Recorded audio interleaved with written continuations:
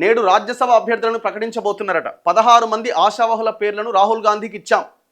వారిలో 4 సమర్థులైన బీసీ నేతలున్నారు. మీడియాతో మహేష్ గౌడ్ నేడు ఢిల్లీకి ముఖ్యమంత్రి, పీసీసీ చీఫ్ రాజ్యసభ అభ్యర్థులపై అధిష్టానంతో భేటీ. ప్రతి ఇంటిని లెక్కించాల్సిందే. కలెక్టర్లతో భేటీలో సీఎస్ అట. ఇప్పుడు ఈ రాజ్యసభ ఉన్నాయే 2 అండి. ఉన్నాయే ఎన్ని? 2. 2లో ఆయన ఎవరో ఢిల్లీ నుంచి వచ్చిన ఆయన కాంగ్రెస్ పార్టీకి అడ్వకేట్ గిరి చేసే అభిషేక్ మను సింఘ్వి ఆయనకి ఇవ్వబోతున్నారు. ఎందుకంటే ఆయన మొన్న 2 ఏళ్ళే ఆయనది నడిచింది. ఎందుకంటే కేశవరావు 4 ఏళ్ళు చేసిన తర్వాత రిజైన్ చేసి కాంగ్రెస్లోకి వచ్చినప్పుడు ఆ మిగతా 2 ఏళ్ల పీరియడ్కి అభిషేక్ మను సింఘ్వికి ఇచ్చారు. 6 ఏళ్ల పీరియడ్ అయిపోయింది. ఇక ఆయన 2 ఏళ్ళు చేసిండు కాబట్టి అభిషేక్ మను సింఘ్వి ఆయనకి ఇంకొకసారి ఎక్స్టెన్షన్ ఇవ్వబోతున్నారట. అంటే మళ్ళీ ఆయనకే ఇవ్వబోతున్నారు టికెట్. ఇక ఒకటి పోతే ఇంకొకటి ఉన్నది. ఇంకా ఒక్కటి ఎవరికి ఇవ్వాలి? రేవంత్ రెడ్డికి ఏమో ఆయన పక్కనే ఉండే వేం నరేందర్ రెడ్డికి ఇవ్వాలన్నది ఆయన. ఇక మహేష్ గౌడ్ వీళ్ళందరికేమో బీసీకి ఇవ్వాలి అని వాళ్ళు.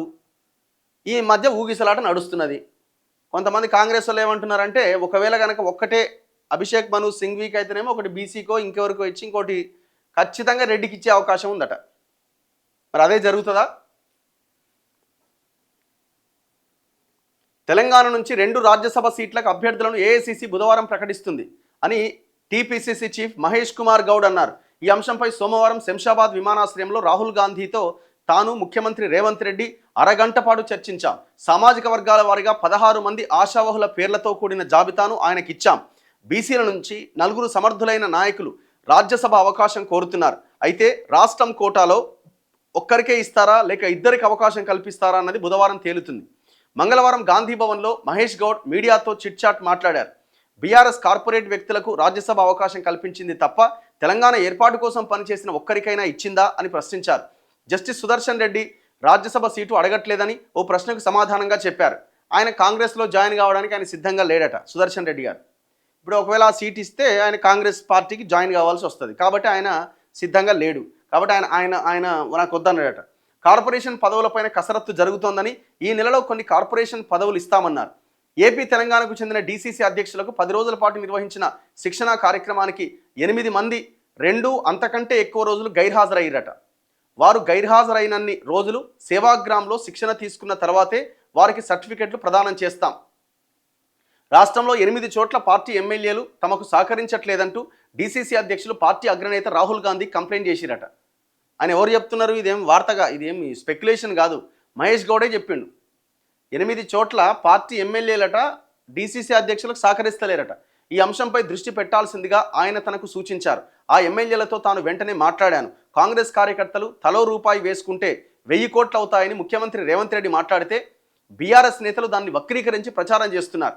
గతంలో కేసీఆర్ థర్డ్ ఫ్రంట్ పేరుతో తనకు మద్దతిచ్చే రాజకీయ పార్టీలకు తానే ఎన్నికల ఖర్చు భరిస్తానని ప్రకటించారు.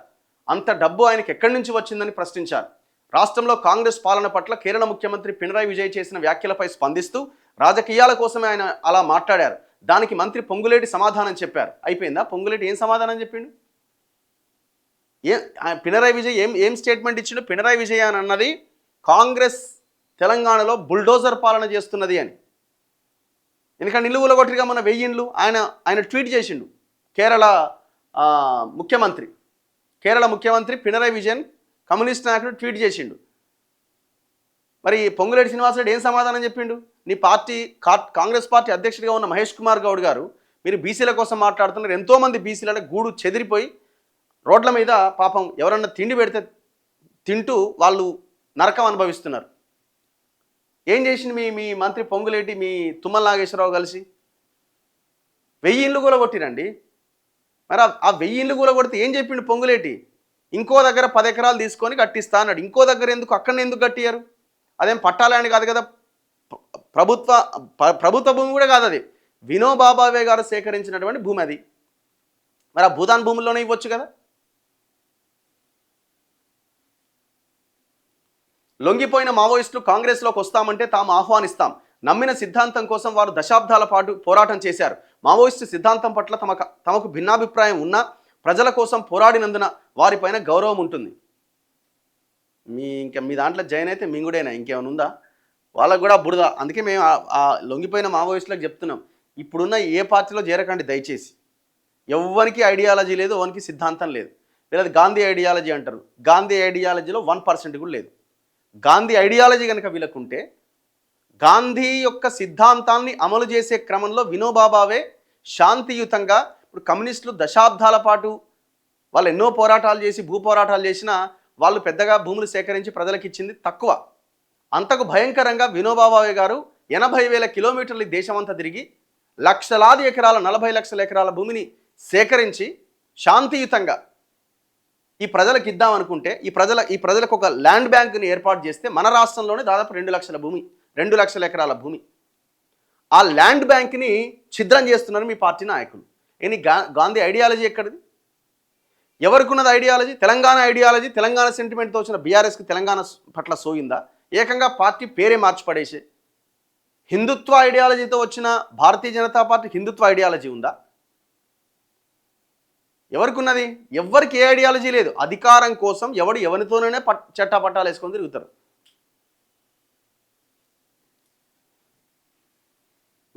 ఢిల్లీకి పోతున్నాడు రేవంత్ రెడ్డి, మహేష్ గౌడ్ ఒకటే సీట్ కోసం ఆడికి పోయి చేయాలనా? ఒక్కటే సీట్. మళ్ళీ అది 16 మందితో ఆశావహుల జాబితాను రాహుల్కి ఇచ్చిరట. సీఎంతో పాటు టీపీసీసీ చీఫ్ మహేష్ గౌడ్ కూడా వెళ్తున్నారు. తెలంగాణకు సంబంధించి 2 సీట్లలో ఒకటి ఇప్పటికీ అభిషేక్ సింఘ్వీకి ఖరారు కాగా 2వ సీటుకు తీవ్ర పోటీ ఉంది. అగ్రకుల కోటాలో ముఖ్యమంత్రి సలహాదారు వేం నరేందర్ రెడ్డి, ఏఐసీసీ కార్యదర్శి వంశీచంద్ రెడ్డి, ప్రభుత్వ సలహాదారులు చిన్నారెడ్డి, హర్కర వేణుగోపాల్ పేర్లు చర్చల్లో ఉన్నాయి. బీసీ కోటాలో సీనియర్ నేతలు వి హనుమంతరావు, డాక్టర్ వినయ్ కుమార్ పేర్లు ప్రధానంగా పరిశీలనలో ఉన్నాయి.